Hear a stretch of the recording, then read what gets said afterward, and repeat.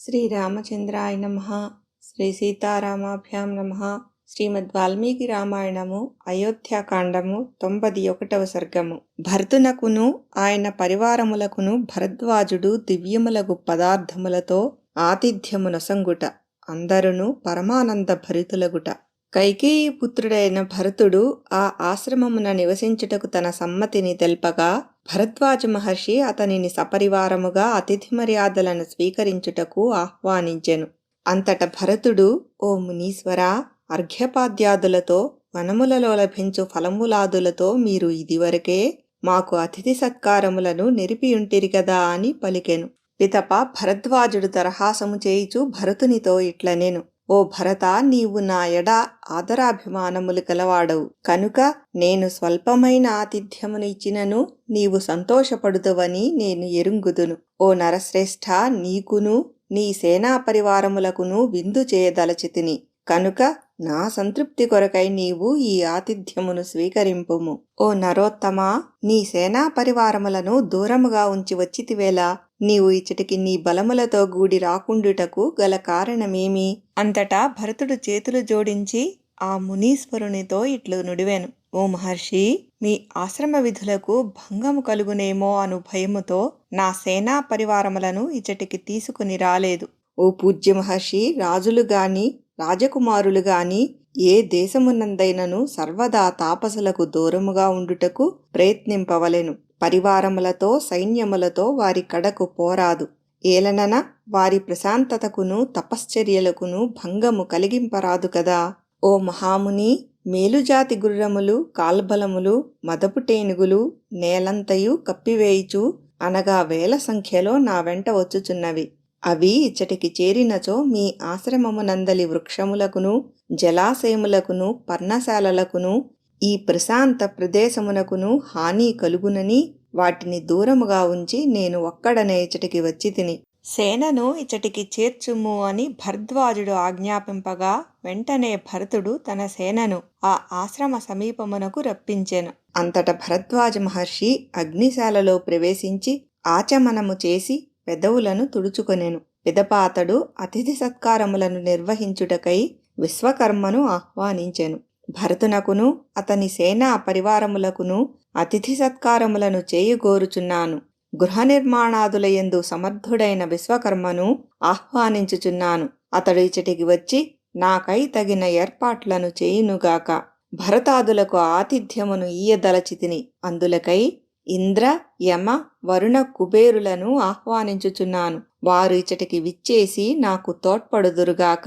భూమిపైనను ఆకాశమునందును తూర్పుగా ప్రవహించు నదులను పడమర దిశగా సాగిపోవు నదములను ఆహ్వానించుచున్నాను. అవి అన్నియును ఇచ్చటికి విచ్చేయుగాక.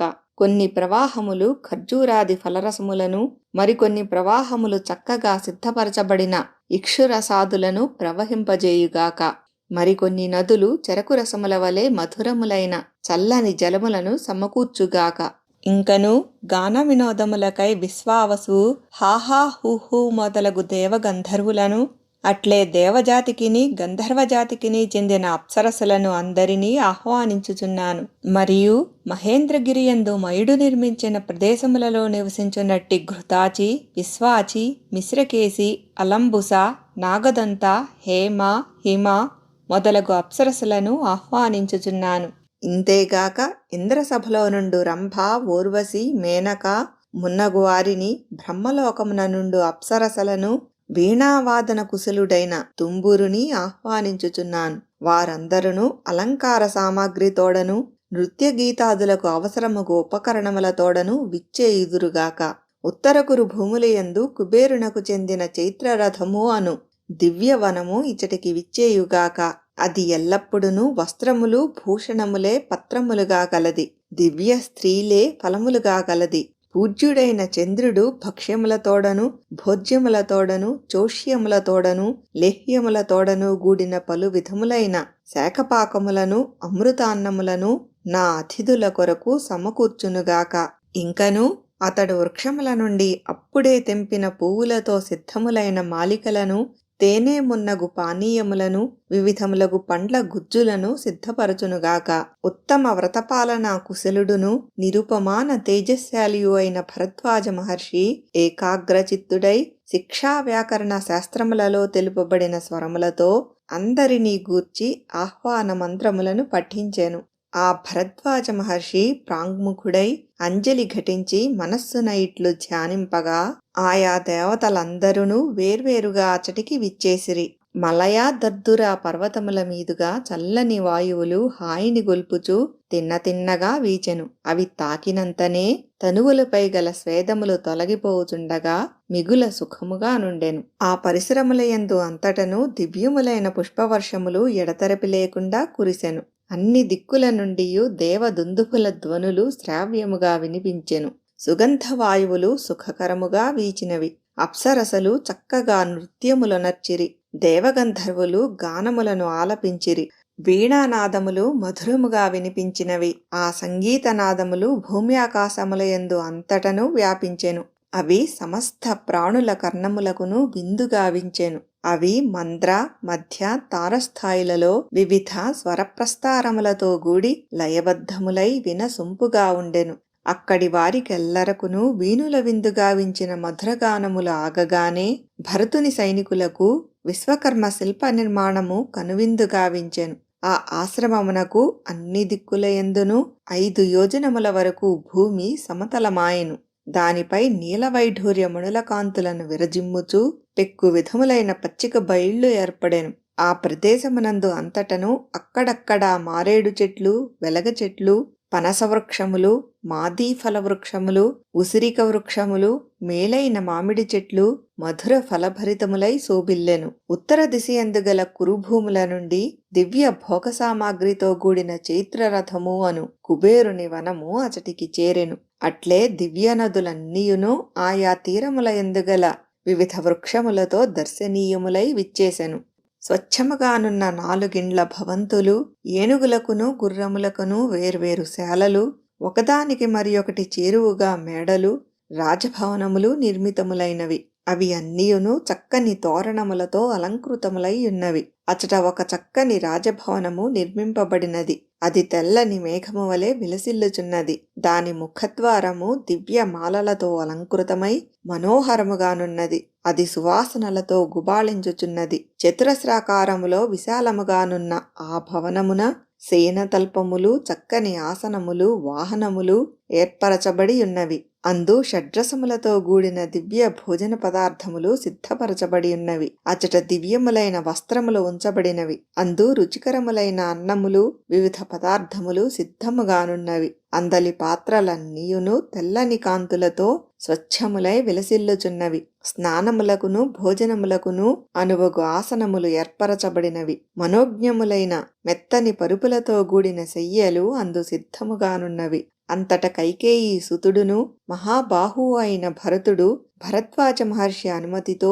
వివిధ రత్నములతో తాపబడిన ఆ రాజభవనమునందు ప్రవేశించెను. పిమ్మట మంత్రులు, పురోహితులు అందరును భరతుని వెంట అందు ప్రవేశించిరి. వారందరును ఆ భవన నిర్మాణ వైభవమును చూచి అందులకు ఎంతయో సంతసించి అబ్బూరబడిరి. భరతుడు అచట విలసిల్లుచున్న రాజసింహాసనమును, దివ్యములైన ఛత్ర చామరములను చూచెను. అప్పుడతడు వాటిని శ్రీరామునిగా భావించి మంత్రులతో గూడి వాటికి ప్రదక్షిణమునర్చెను. అనంతరము అతడు ఆ సింహాసనమున శ్రీరాముడు ఉన్నట్లు భావించి దానికి నమస్కరించి పూజించెను. పిదప వింజామరను చేతబట్టి అతడు మంత్రి కూర్చుండదగిన ఆసనమును అలంకరించెను. తరువాత క్రమముగా పురోహితులు, మంత్రులు అందరును తమ తమ అర్హతల ప్రకారము ఆసనములపై కూర్చుండిరి. పిమ్మట సేనాపతియు తరువాత శిబిరాధికారియు ఆసీనులైరి. అనంతరము భరద్వాజ మహర్షి యొక్క ఆదేశమును అనుసరించి మధురములైన పాలతో నిండిన నదులన్నీయును క్షణకాలంలో భరతుని చెంత చేరినవి. ఆ నదుల యొక్క ఉభయ తీరములయందును తెల్లని మృత్తికతో పూయబడినవియు రమ్యములైనవియు అగు గృహములు బ్రహ్మర్షి అయిన భరద్వాజుని అనుగ్రహముతో ఆవిర్భవించినవి. అదే సమయమున దివ్య ఆభరణములను ధరించిన 20,000 మంది అప్సరసలు బ్రహ్మదేవుడు పంపగా అచటికి విచ్చేసిరి. బంగారు ఆభరణములను, మణిహారములను, ముత్యాల గొలుసులను, పవడముల పేరులను ధరించిన 20,000 మంది అప్సరసలు కుబేరుని ఆదేశముతో అచటికి విచ్చేసిరి. నందనవనము నుండియు అనగా ఇంద్రుని వనము నుండియు 20,000 మంది అప్సరసలు విచ్చేసిరి. ఆ అప్సరసల యొక్క స్పర్శ మాత్రముననే పురుషులు పరవశులైపోవుచుండిరి. సూర్యకాంతులతో వెలుగొందుచున్న నారదుడు, తుంబురుడు, గోపుడు అను ఈ ముగ్గురు గంధర్వరాజులను వచ్చి భరతుని ఎదుట గీతములను ఆలపించిరి. అలంబుస, మిశ్రకేశి, పుండరీక, వామన అను అప్సరసలు భరద్వాజుని ఆజ్ఞ మేరకు భరతుని సమీపమున నృత్యములను అనర్చిరి. నందన వనమునందలి పువ్వులును, చైత్రరథ వనమునందలి పుష్పములును భరద్వాజుని మహిమ వలన ప్రయాగయందు వెళ్లి విరిసినవి. భరద్వాజుని ఆదేశమును అనుసరించి మారేడు చెట్లు మృదంగధ్వనులు గావించుచుండెను. తాండ్ర చెట్లు తాళశబ్దములను వినిపించుచుండెను. రావి చెట్లు నృత్య ప్రదర్శనములను నెరపుచుండెను.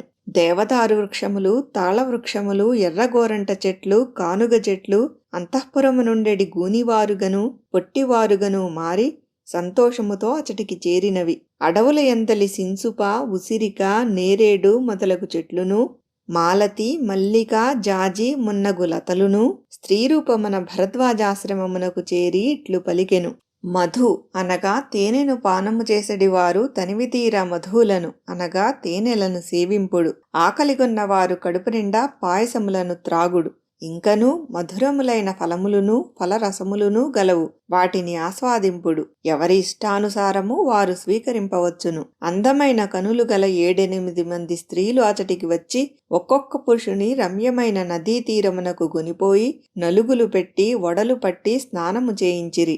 అప్పుడా పురుషుల బడలికలు తీరెను. ఆ రమణీమణులు శరీరములు తుడిచి వారిచే పాలు మొదలగు వాటిని త్రాగించిరి. వాహన సంరక్షకులు గుర్రములకును, ఏనుగులకును, కంచరగాడిదలకును, ఒంటెలకును, కోడె దూడలకును చక్కని మేతలను ఏర్పరిచి వాటిచే తినిపించిరి. ఋషి ప్రభావముతో అచటికి చేరిన మిక్కిలి బలశాలురగు వాహన సంరక్షకులు శ్రేష్ఠులైన ఇక్ష్వాకుయోధుల యొక్క గజాది వాహనములపై నిమురుచు చెరకు గడలను, మధుమిశ్రితములైన పేలాలను వాటిచే తినిపించిరి. మత్తు పదార్థములను మితిమీరి సేవించి వడలు మరచి భోగ్య వస్తువులను అనుభవించుట వలన పరవశులయ్యున్న సైనికులు తమ తమ అశ్వములను గజములను గుర్తింపలేకపోయిరి. ఎర్రచందనములను అలందుకొని ఇష్టమైన సకల పదార్థములతో సంతృప్తులై అప్సరసలతో గూడియున్న ఆ సైనికులు ఇట్లు పలుకసాగిరి. మేము ఇక అయోధ్యకు వెళ్ళము, దండకారణ్యములకును చేరము. శ్రీరాముని దర్శనమునకై భరతుని వెంట వచ్చిన కారణమున మేము ఈ స్వర్గ సుఖములను అనుభవించుచున్నాము. కనుక శ్రీరాముడును భరతుడును ఎక్కడి వారక్కడ క్షేమముగా ఉందురుగాక. కాల్బలముల వారును, గజారోహకులును, అశ్వారోహకులును, వాటి సంరక్షకులును ఇట్టి సత్కారములను పొంది అదుపు చేయువారు లేక ఇట్లు పలుకదొడంగిరి. వేల కొలదిగా గల భరతుని అనుయాయులు అందరును ఇచ్చటి వైభవములకు సంతోష పరవశులై స్వర్గమంటే ఇదే అని బిక్కరగా కేకలు వేయసాగిరి. మెడలలో పూలదండలను ధరించియున్న వేల కొలదిగా గల ఆ సైనికులు నవ్వుకొనుచు పాడుచుండిరి, ఆడుచుండిరి, అంతటను పరుగులు తీయుచుండిరి. ఇంతవరకును ఆ సైనికులు అమృతతుల్యములైన భక్ష్య, భోజ్య, చోష్య, లేహ్యాది పలు విధములైన కమ్మని పదార్థములను తనివిదీర తినియుండిరి. కాని ఘుమఘుమలాడుచు ఎదురుగా కనబడుచున్న మధుర పదార్థములను చూచిన పిమ్మట ఇంకనూ వాటిని తినవలెనని వారికి నోరూరుచుండెను. వేల సంఖ్యలోనున్న దాసదాసీ జనులు, యోధులు, వారి పత్నులు అందరునూ నూతన వస్త్రములను ధరించి మిక్కిలి సంతృప్తులై ఉండిరి.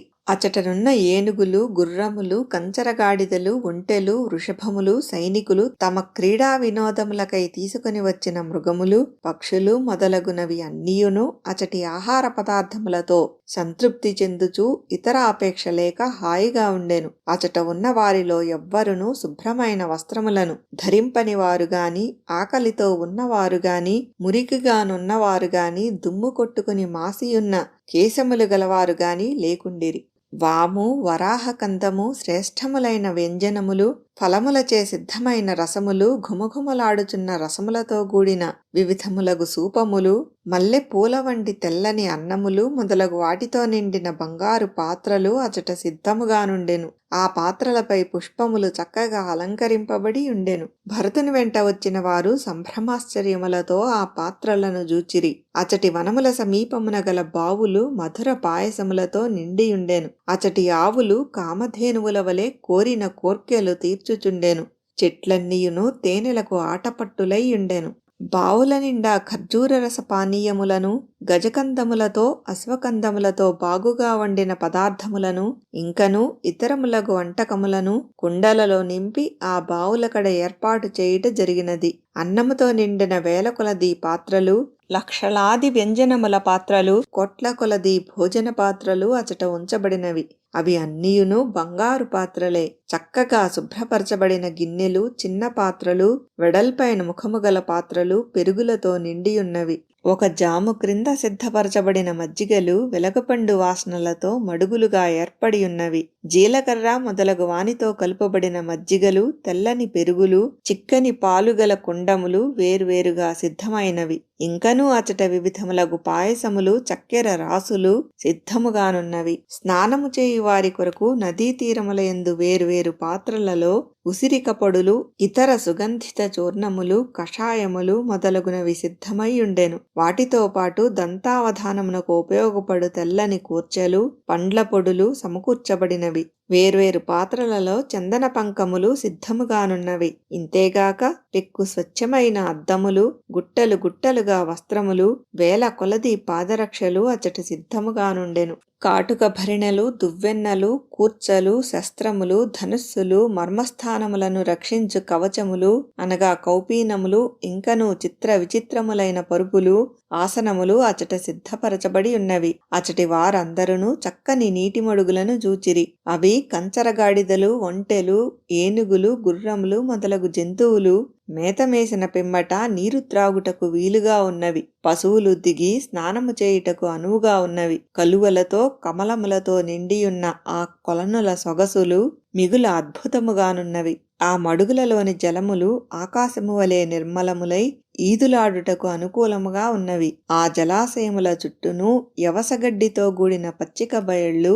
నీలవైఢూర్యమణుల శోభలతో విలసిల్లుచున్నవి. ఆయా జంతువులు మేయుటకును విశ్రాంతి తీసుకొనుటకును అనువుగా అవి మిక్కిలి మృదువుగా ఉన్నవి. భరతునకును ఆయన పరివారములకును భరద్వాజ మహర్షి జరిపిన అతిథి సత్కారములు నిరుపమానములై అత్యద్భుతముగా ఉండెను. వాటిని స్వానుభవముతో చూచి ఆనందించిన వారు ఇది నిజమా లేక కలయా అని అనుకొనుచు ఆశ్చర్యమున మునిగిపోయిరి. అతిథులందరూ నందనవనమునందు దేవతల వలె మనోహరమైన భరద్వాజాశ్రమమునందు క్రీడా విహారములతో ఆనందించుచు ఆ రాత్రి గడపిరి. నదులు, గంధర్వజాతి వారు, అప్సరసలు మున్నగు వారందరూ భరద్వాజ మహర్షి అనుమతిని పొంది తమ తమ ప్రదేశములకు వెళ్ళిపోయిరి. తెల్లవారినప్పటికిని మధిరాపానము చేసిన వారి మత్తు వీడలేదు. వారు తమ శరీరములకు అలదుకొనిన దివ్యములైన అగరుచందన లేపనములను అట్లేయున్నవి. వారు ధరించిన వివిధ దివ్య పుష్పమాలికలన్నీయును